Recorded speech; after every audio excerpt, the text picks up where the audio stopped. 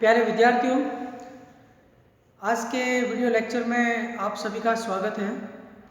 Angiosperm families के अंतर्गत इसमें आवर्तबीजियों के जो पादप कुल हैं उसमें अपन अंतिम फैमिली के रूप में ग्रेमिनी या पोएसिका, जिसे ग्रास फैमिली कहते हैं, उसका स्टडी करने जा रहे हैं। इससे पहले अपन ने डाइकॉट की लगभग 23 फैमिलीज का स्टडी किया है और ये चैप्टर काफ़ी लंबा है। अभी मोनोकोटिलिडेंस में एक ही फैमिली आपके सिलेबस में है, पोएसी। बेंथम एंड हुकर के क्लासिफिकेशन के अकॉर्डिंग मोनोकोटिलिडेंस को 7 सीरीज और 34 फैमिलीज में डिवाइड किया गया है। तो यहाँ पे मोनोकोटिलिडेंस में सबसे एडवांस जो माना जाता है वो तो हालांकि ऑर्किडेसी है, और लेकिन उसकी पोजीशन सबसे स्टार्ट में रखी थी उन्होंने, जो उसकी डीमेरिट मानी जाती है। ग्रेमिनी को उन्होंने सबसे लास्ट फैमिली मानी है सीरीज़ के रूप में। ग्रेमिनी जो ग्लूमेसी सीरीज में ग्रेमिनी फैमिली को सबसे एडवांस माना है बेंथम एंड हुकर ने।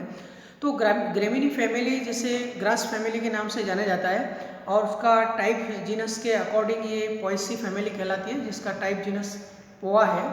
तो आर्थिक दृष्टि से अगर देखा जाए तो पूरे वर्ल्ड में जो सबसे बड़ा जो रिक्वायरमेंट है वो आपके सीरियल्स का है। जितने भी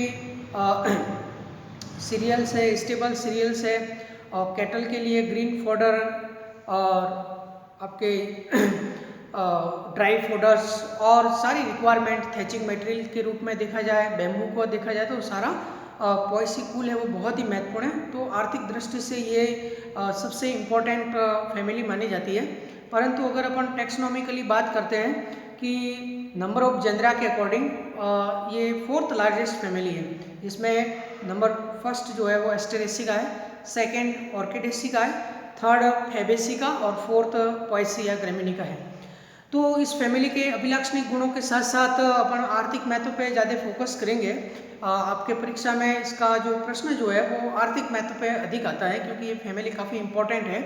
और आपके बी सेकंड पेपर में इकोनॉमिक बॉटनी में भी जो आप सीरियल्स और रिकॉर्ड में काम करते हो उसमें भी इसको आपको पढ़ना है। तो अपन इसका शुरुआत करते हैं। सबसे पहले मोनोकोटिलिडेंस में फैमिली पोएसी जिसे एलडीजीसी ने ग्रेमिनी नाम रखा है, इसे पॉपुलरली ग्रास फैमिली के नाम से जाना जाता है। और इकोनॉमिकली सबसे लार्जेस्ट फैमिली मानी जाती है, लेकिन आपके नंबर ऑफ जेंडरा के अकॉर्डिंग देयर आर 653 जेंडरा एंड 9,975, यानी अप्रोक्सीमेटली 10,000 प्रजातियां और 650 से अधिक वंश इस फैमिली में सम्मिलित है। और ग्रास फैमिली की खासियत है कि ये विश्वव्यापी है और विश्व के हर एक जलवायु प्रदेश में ग्रास आपको मिलती है।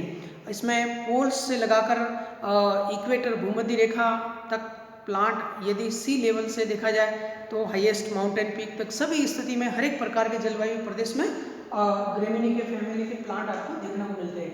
तो इस फैमिली में आपको जो बड़ी बड़ी बातें जो आपके माइंड में होनी चाहिए, एक तो इसका पुष्पक्रम है, स्पाइकलेट जिसे कनिशिका कहते हैं, उसके बारे में एग्जाम में क्वेश्चन आता है, वो आपको फोकस करना है।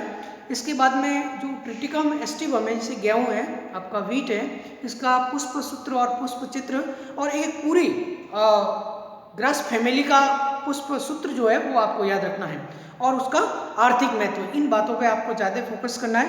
तो सबसे पहले अपन अभिलाक्षणिक गुणों की बात करते हैं। ग्रास जो होती है, घास, कोई भी ग्रास का प्लांट है, उसमें अगर अपन बात करते हैं प्लांट के नेचर की, तो उसमें टेक्सोनॉमिकली सारे प्लांट हर्बेसियस या श्रब के रूप में है, शाक या झाड़ियों के रूप में है। हालांकि कुछ पादप अपन को ट्री रूप में देखा जाता है, जैसे फॉरेस्ट डिपार्टमेंट बैम्बू फॉरेस्ट को ट्री मानते हैं, लेकिन टेक्सोनॉमिकली वो भी ट्री नहीं होता है, तो वो भी आपके ग्रास या श्रब की श्रेणी में आता है, श्रब की श्रेणी में। तो मोस्ट ऑफ प्लांट जो है वो हर्बेसियस नेचर के है, कुछ श्रब फॉर्म में हैं। तो इनके जो स्टेम होते हैं वो स्टेम जॉइंटेड होते हैं। जॉइंटेड का मतलब इसमें नोड और इंटरनोड पाए जाते हैं, पर्व और पर्व संधियाँ पाई जाती है। और इसके जो पर्व जो होते हैं वो तो आपके जो सॉलिड होते हैं, पर्व संधियाँ सॉलिड होती है, और पर्व जो होते हैं वो खोखले होते हैं। तो होलो इंटरनोड जो है ये इस फैमिली का खासियत है। और लीफ जो होती है वो आपके सेसाइल होती है, अवरंती पर्णे होती है, और उसमें वो सिथिंग बेस होता है जो स्टेम को कवर किए रहते हैं। और लीफ का आकार जो है वो लीनियर ब्लेड के रूप में होता है, जिसमें पैरेलल वेनेशन पाया जाता है, चूँकि मोनोकॉट है तो समांतर शिरा विन्यास है। और इसमें जो फिलोटैक्सी होती है वो हमने आपको पहले भी बताई थी, मोनोकॉट में या ग्रासेज में जो पर्ण विन्यास है वो डाइस्टिकस होता है, द्विपंक्ति पर्णे होती है। ये प्रतियोगी परीक्षा में भी प्रश्न आता है, यानी पहली पर्ण के सीध में तीसरी पर्ण, उस केस में तने पर जो पर्व संधि है वहाँ पे एक लीफ है वो एक साथ निकलेगा, और नेक्स्ट तीसरी पर्ण पहली पर्ण के सीध में होती है, तो उस केस में पर्णों की दो पंक्तियां दिखाई देती है, द्विपंक्ति, उसे डाइस्टिकस लीव्स कहते हैं।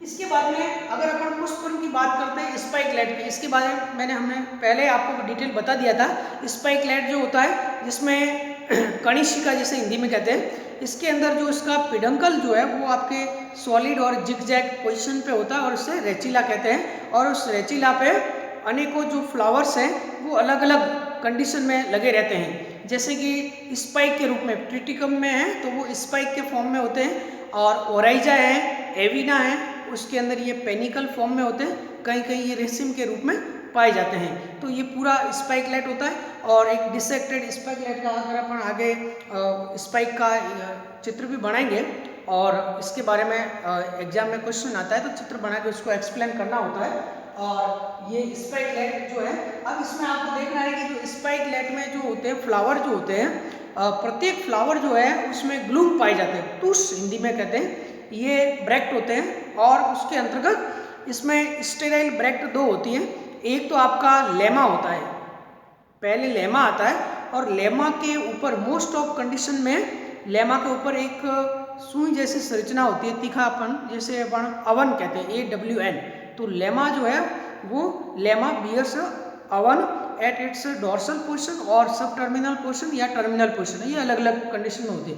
तो जो अवन है वो आपका लेमा है, उसके अंदर फिर पेलिया पाया जाता है। पेलिया है वो आपके फ्लावर को कवर करते हैं, और अवन जो लेमा है उसको प्रमेय का हिंदी में कहते हैं, और पेलिया को सल्की का कहते हैं। इसके अलावा फिर उसमें आते हैं पेरियंथ। पेरियंथ जो है वो ग्रासेज में पेरियंथ 2 या 3 पाए जाते हैं, मोस्टली 2 पेरियंथ होते हैं, कभी कभार एब्सेंट भी होते हैं। तो पेरियंथ जो है परिदल, ये रिड्यूस्ड जो आपके पेरियंथ है वो हाईली रिड्यूस्ड होते हैं, और उसका नाम है लॉडिक्यूल्स। ये आपको इंपॉर्टेंट याद रखना है, ये जो लॉडिक्यूल्स है इसकी संख्या मोस्टली 2 होती है, जैसे वीट में 2 होती है, तो लॉडिक्यूल्स क्या है, रिड्यूस्ड पेरियंथ है, रिड्यूस्ड पेरियंथ ऑफ ग्रेमिनी, घास कुल के समानित या रिड्यूस्ड जो परिदल है उसे पेरियंथ कहते हैं। और ये जो लॉडिक्यूल्स है ये फर्टाइल ग्लूम के रूप में माने जाते हैं, और उसके बेस में आपके फ्लावर जो निकलता है। और फ्लावर की बात करते हैं तो ग्रेमिनी का फ्लावर है वो रिड्यूस्ड होता है, इसके हर एक पार्ट रिड्यूस्ड है, और ये चूंकि इसमें 2 ये आपके लॉडिक्यूल्स हैं उसके कारण ये, और 3 स्टामन होते हैं मोस्टली, 3 या 6, तो इसके कारण ये जाइगोमॉर्फिक कंडीशन में पाया जाता है।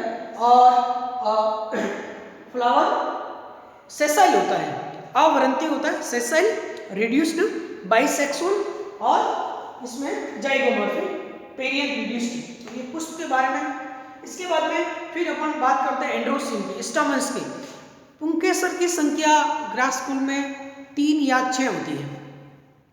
ओराइजा जो सटाइवा है, ओराइजा या अपन जो डेंड्रोकैलामस है या बैम्बूसा है, इसमें 6 स्टामन्स पाए जाते हैं। तो जब पुंकेसर की संख्या 6 है तो आप फ्लोरल फॉर्मूला में A3+3 लिखोगे, तो और अगर 3 है तो वो आपके A3+0, तो ये A3 या A3+0, यानी कि कैस 2 वॉरल्स के अंदर है, तो आपके ट्रिटिकम में एक वॉरल इनर वॉरल एब्सेंट होता है, तो पुंकेसर की संख्या 6 या 3 होती है। और किस में होती है ये आपको बता दिया है। प्रत्येक पुंकेसर जो है वो बाइथिकस होता है, और मोस्टली डॉर्सल फिक्स्ड होता है, पृष्ठाधारी होता है ना, डॉर्सल फिक्स्ड होता है। और ये जो एक पुंकेसर जो आप देखोगे, इसका हमने पहले भी बताया था, इसमें जो आपके एंथर लोब जो होती है वो काफी लंबी होती है। ये डॉर्सल सरफेस से फिलामेंट से जुड़ा रहता है और ये एंथर लोब है। तो ये डॉर्सिफिक्स है, बाइथिकस है, इंट्रोज है और ये पॉइंट पे जुड़ा रहता है जिसमें आपके एंथर्स काफी लंबे होते हैं। जब पुष्प खिलता है, एंथेसिस की प्रक्रिया होती है, उस समय पुतंतु बाहर निकलते हैं और परागपुष्प पालियां हवा में दोलन करती है, क्योंकि ग्रास कुल में आपके वायु परागण पाया जाता है, वायु के द्वारा परागण होता है एनिमोफिली। तो ये ऑसिलेशन करता है, तो ये आपके स्वतंत्र द्वौली ये कंडीशन कहलाती है। पुंकेसर स्वतंत्र द्वौली, जिसे इंग्लिश में कहते हैं वर्सेटाइल। ये वर्सेटाइल होते हैं, स्वतंत्र द्वौली होते हैं, हवा में दोलन करते हैं और पुंकेसर है वो स्टिग्मा पे चढ़ते हैं, क्योंकि उसका स्टिग्मा भी फेदरी होता है और बाइफिड होता है। तो ये आपके पुंकेसर की बात होगी। अब अपन बात करते हैं गाइनोसिल की। अंडाशय है वो ऊर्ध्ववर्ती होता है और इसके अंदर जो स्टाइल होती है वो रिड्यूस्ड होती है। स्टाइल आपको नहीं दिखाई देगी, रिड्यूस्ड होती है, परंतु जो स्टिग्मा है वर्तिकाग्र है ये फेदरी होता है। इसका स्टिग्मा अगर आप देखोगे तो ये स्टिग्मा बाइफिड होता है, ये ओवरी है और इसके अंतर्गत आपके ये ओवरी और ये स्टिग्मा है और ये बाइफिड और ये फेदरी होता है, ये पंखनुमा होता है ये। तो ये फेदरी स्टिग्मा होता है। फेदरी स्टिग्मा से सरफेस एरिया बढ़ता है, जिसके कारण पोलन को इजीली रिसीव किया जाता है। तो पंखनुमा इसका stigma, feathery stigma, style reduced. अब बात करते हैं इसके अंदर ओवरी की। ओवरी जो है ये बहुत ही कंफ्यूजन वाला है। ओवरी का ऐसा माना जाता है कि ग्रेमिनी की जो ओवरी है वो tricarpellary to bicarpellary to monocarpellary, ये तीनों कंडीशन है। प्रीवियसली ये ट्राइकार्पलरी सिन कार्पस होती है, लेकिन ऐसा मानते हैं कि दो जो प्लेसेंटा है वो रिड्यूस हो जाते हैं। तो कभी कभार बाइकार्पलर या दो प्लेसेंटा रिड्यूस होने के बाद में आपको एक ही प्लेसेंटा दिखता है तो वो मोनोकार्पलरी हो जाती है। तो आपके वास्तविक तो त्रिअंडपी युक्तांडपी होती है, लेकिन दिखाई देती है एकांडपी। तो ऐसा जो गाइनोसियम सूडो मोनोकार्पलर, सूडो मोनोमेरस ये कहलाता है सूडो मोनोमेरस गाइनोसियम या ओवरी कहलाती है, जो कि ट्राइकार्पलरी या बाइकार्पलरी होती है, लेकिन रिड्यूस होने के कारण एक अंडपी दिखाई देती है। और ओवरी की पोजीशन है वो सुपीरियर होती है। अब उसमें फ्रूट की बात करते हैं। फ्रूट जो है वो बहुत इंपॉर्टेंट है। फ्रूट एक एकिनियल फ्रूट होता है, एकिनियल एकल फल, जिसमें फल भित्ति जिसे पेरिकार्प कहते हैं इंग्लिश में, ये बीज का बीज चोल होता है, सीड टेस्टा है, उसके साथ फ्यूज हो जाती हैं, तो उसको अपन सेपरेट नहीं करते। तो इस प्रकार का फल जो एकिनियल फ्रूट है उसका नाम है कैरियोप्सिस। ये भी परीक्षा में प्रश्न इंपॉर्टेंट आता है। कैरियोप्सिस फल ग्रेमिनी कुल में पाया जाता है, जिसमें फल भित्ति पेरिकार्प रिड्यूस्ड होती है और सीड टेस्टा के साथ में फ्यूज हो जाती है। तो ये अभिलाषणीय गुणों की बात हो गई आपके पोएसी कुल के। और नेक्स्ट जो है अपन उसके इंपॉर्टेंट जेनरा की बात करते हैं, क्योंकि इसमें बहुत सारी जेनरा है, बहुत सारी प्रजातियां हैं, लेकिन जो मोस्ट इंपॉर्टेंट है उसकी बात करते हैं। तो पहले अपन वाइल्ड ग्रासेस की बात करते हैं, कौन कौन सी घासें होती है। एक तो पोआ है, पोआ ग्रास है, जो टाइप जीनस है। पोआ की प्रेटेंसिस स्पीसीज बहुत फेमस है, जिसमें फोल्डिंग मैकेनिज्म पाई जाती है। तो पोआ है। इसके बाद में पेनिकम, ये ग्रास है, पोआ, पेनिकम, फेस्टुका, स्पोरोबोलस, एग्रोपाइरोन, बेम्बू जिसे कहते हैं। इसमें एक बेम्बूसा होता है, बेम्बूसा बेम्बू, और दूसरा होता है डेंड्रोकैलामस स्ट्रिक्टस, ये आप इकोनॉमिक और इतना बॉटनी में पढ़ोगे। फिर सिटेरिया, इसे बांद्रा कहते हैं, सिटेरिया। क्लोरिस मकड़ जाल होता है, क्लोरिस बारबेटा कॉमन स्पीसीज है। एप्लूडा म्यूटिका, ये भानचूरी कहलाती है। एप्लूडा ये सूखी ग्रास है, फॉरेस्ट ग्रास है, जो मोस्टली काम आते हैं। एप्लूडा म्यूटिका और अलग अलग स्पीसीज है। इसके बाद इरोग्रास्टिस है, इरोग्रास्टिस सिलियरिस कॉमन है। एरिस्टिडा जो है ये बहुत ही तीखापन इसमें होता है पुष्पक्रम, और ये काफी इंपॉर्टेंट ग्रास है, बारिश के समय होती है एरिस्टिडा। इसके बाद में सैंक्रस जो है ये डेजर्ट की ग्रास है। सैंक्रस की दो प्रजातियां, सैंक्रस बाइफ्लोरस, इसे भनूट कहते हैं, ये चिपक जाते हैं कपड़ों पे। सैंक्रस बाइफ्लोरस भरूट और सैंक्रस सिलियरिस ये धामण घास होता है। धामण घास बहुत ही पौष्टिक होता है। और एक आपको और याद रखना है, प्रतियोगी परीक्षा में पूछा जाता है, एक ग्रास और होती है जो राजस्थान के सेवण घास का आपने नाम सुना होगा, सेवण घास। ये प्रतियोगी परीक्षा में प्रश्न आता है, सेवण घास राजस्थान के किस जिलों में ग्रो करती है।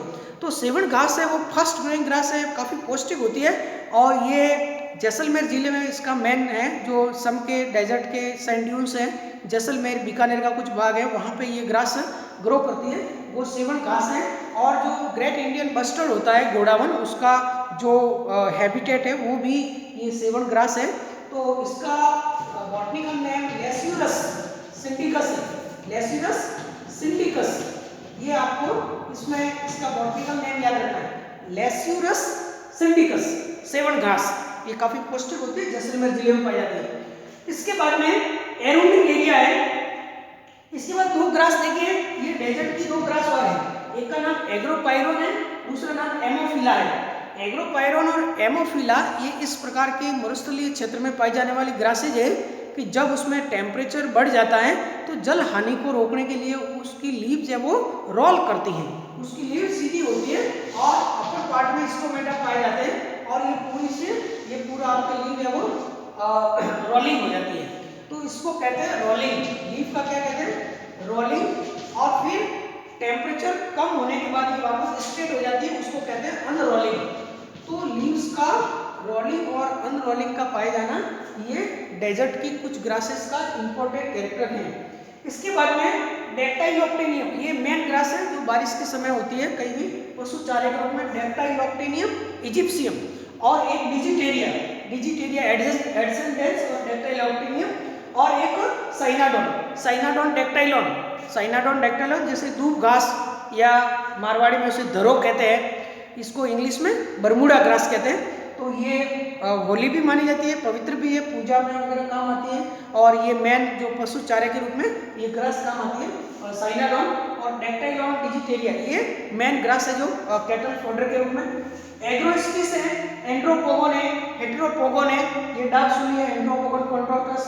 ये सारे डेजर्ट की अलग अलग आपके मरुस्थलीय क्षेत्रों में पाई जाने वाली, फॉरेस्ट में पाई जाने वाली ग्रासेज है। अब अपन बात करते हैं उसके आर्थिक महत्व की दृष्टि से, जो इस फैमिली के अंदर दूसरे जो इस ग्रासेस के अलावा जो दूसरे प्लांट है जिनका आर्थिक महत्व ज़्यादा है, ये तो ज़्यादातर कैटल फोडर के रूप में, ग्रीन फोडर और ड्राई फोडर के रूप में। दूसरे अगर अपन बात करते हैं इसमें सबसे पहले सीरियल्स की बात करते हैं। जो अनाज है, एक सीरियल्स होते हैं और दूसरे होते हैं मिलेट, मिलेट्स जिसे अपन मोटे अनाज कहते हैं। तो अनाज के अंदर सीरियल्स में जो पूरे वर्ल्ड की पॉपुलेशन है उनके लिए मेन जो सोर्स, फूड का सोर्स है, जो एनर्जी का सोर्स है फूड का, वो सीरियल्स हैं। और उसमें दो सीरियल्स मेन है जो पूरे वर्ल्ड के टॉप पोजीशन पे है, एक है चावल और दूसरा गेहूं है। तो राइस जो होता है इसका बॉटनिकल नेम क्या है, ओराइजा सटाइवा। चावल का वानस्पतिक नाम है ओराइजा सटाइवा। और चावल जो है ये वर्ल्ड के मेन जो पॉपुलेशन है उनका मेन फूड है। इंडिया में भी चावल का प्रोडक्शन काफ़ी होता है, इंडिया, चाइना। और ओराइजा सटाइवा राइस है। इसके अलावा वीट जो है सेकंड नंबर पे, ट्रिटिकम एस्टिवम।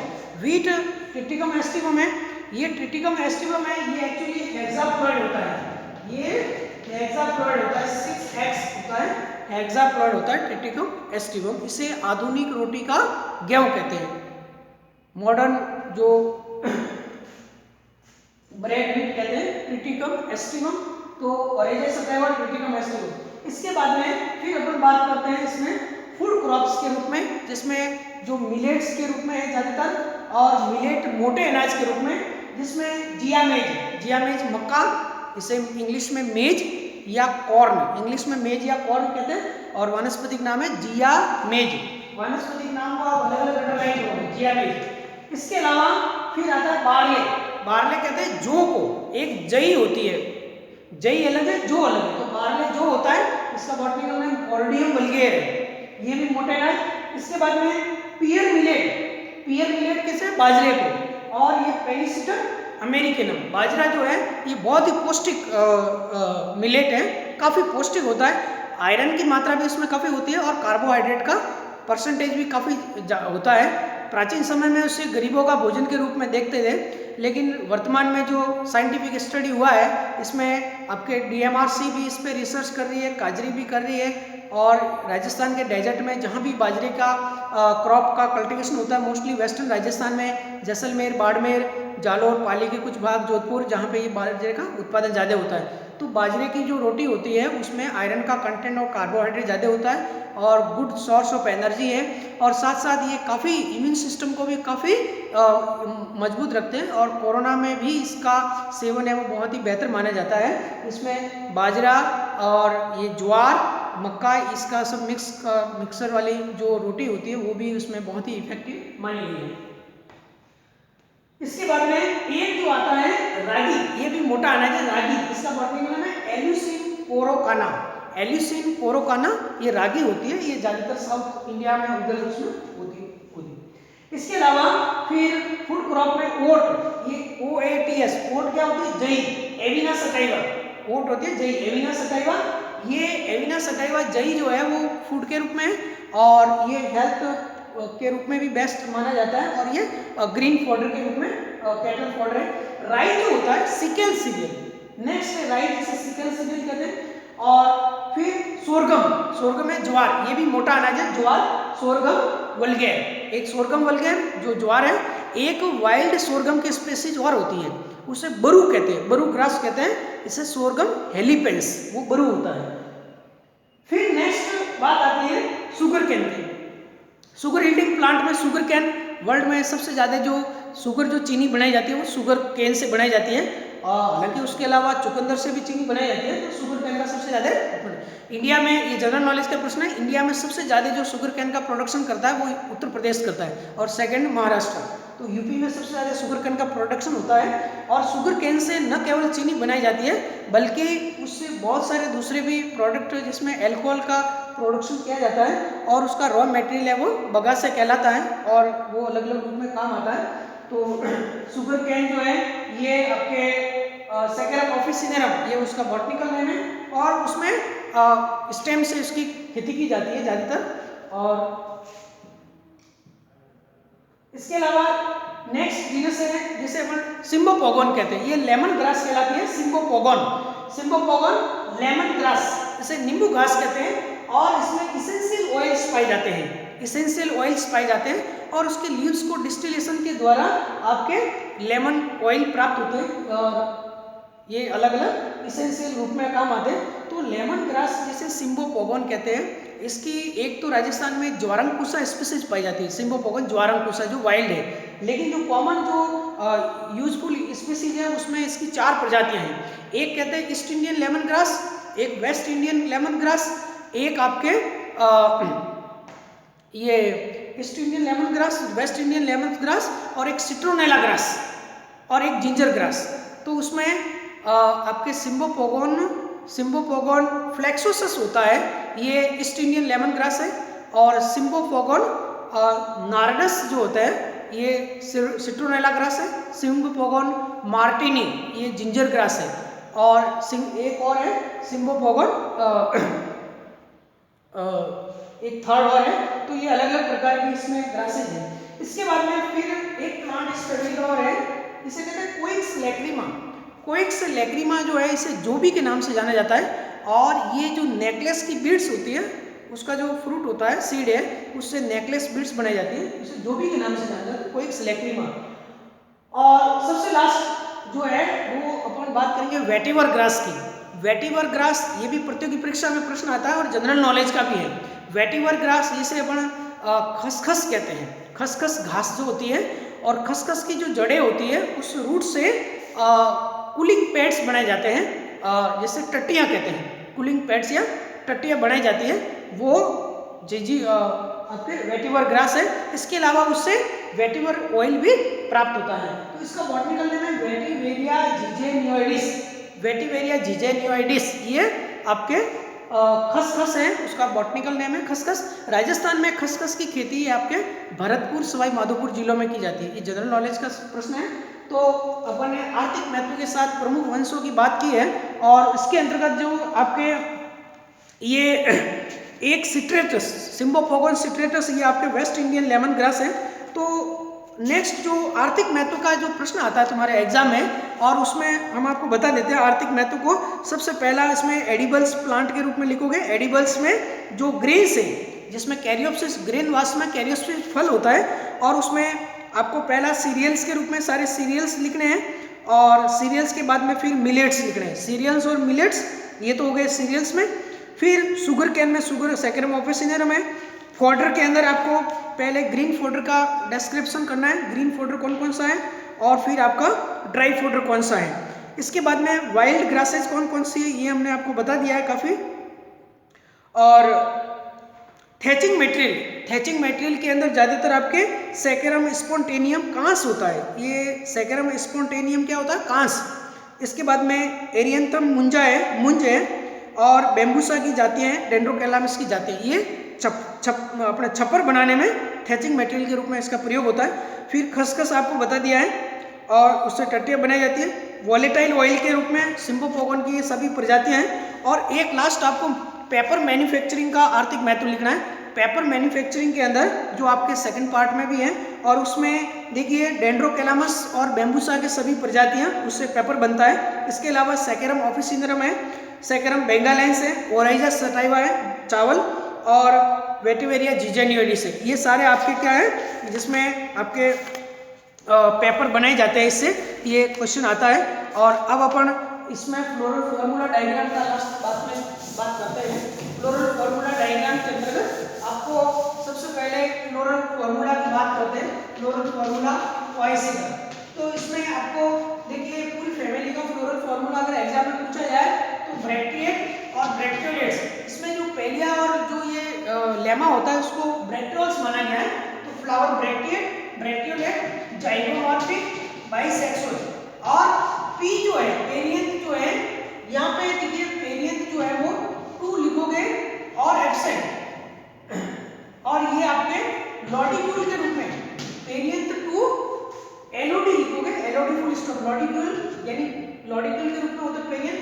ए लिखोगे 3+3 और 3+0, 3+3 और 3+0। इसके बाद में आपके जी है वो ट्राइकार्पुलर सिनकार्पस और बाइकार्पुलर सिनकार्पस और मोनोकार्पुलरी, इसको सिनकार्पस में करना है, और ओवरी सुपीरियर। ये देखिए पूरी फैमिली का फ्लोरल फॉर्मूला आपका इस टाइप से होगा। ब्रैक्टिएट, ब्रैक्टियोलेट, जाइगोमॉर्फिक, बाइसेक्सुअल P2, और लॉडिक्यूल के रूप में ये 3+3। 3+3 किसमें होता है?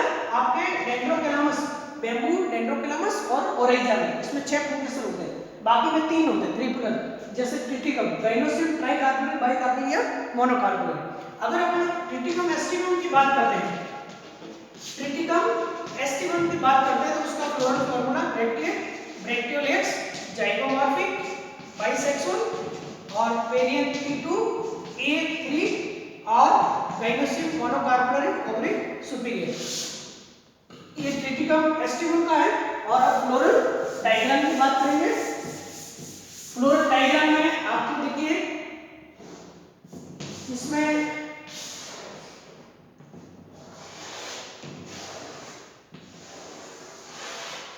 ये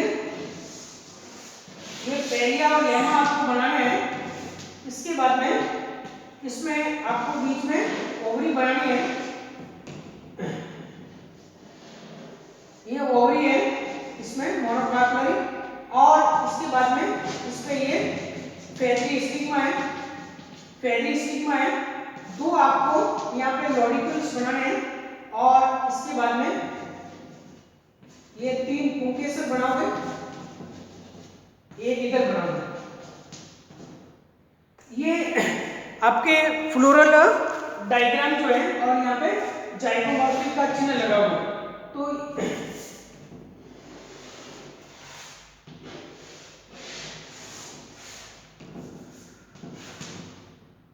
इस प्रकार से आपको ये बनाना है। एक पुंकेसर आपके इधर आ जाएगा। तो ये दोनों क्या है?